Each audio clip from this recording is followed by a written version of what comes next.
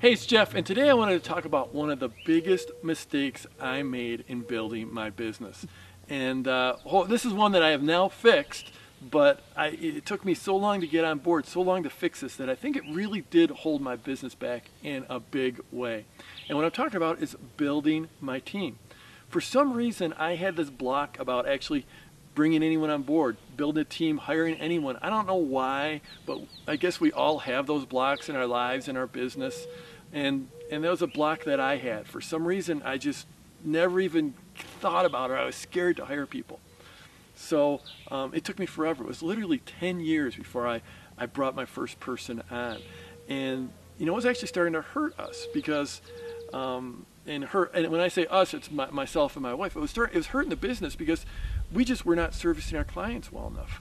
And the first person we brought on board was Betty. And Betty is our amazing customer service superstar. And I know a lot of people watching this video will probably have had some interaction with Betty. She's amazing. And she's the primary reason why we now have the greatest customer service in the business, in my opinion.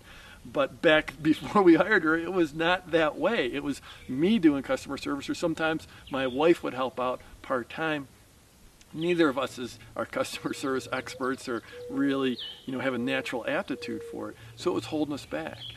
But then, we had Betty, and then for years, I still avoided bringing anyone else on because I thought it was going to be making my life more complicated and more, it would just make it messier. And, the thing is when you do start to build a team, you have to build different capabilities, different skills, different strengths. You have to start to become a leader for your team. So there is a learning process there.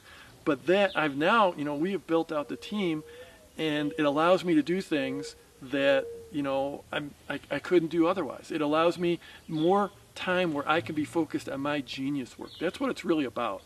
You have to be, as you grow your business, you have to be focused more on what your unique abilities are, what your genius work is. And mine is like creating great products, creating great training, and creating great marketing, and building relationships with my partners. That's where my genius work is. It's not, coding web pages. It's not doing design work. It's not, building out the infrastructure of our various courses. It's not doing the logistics of live events, all that stuff.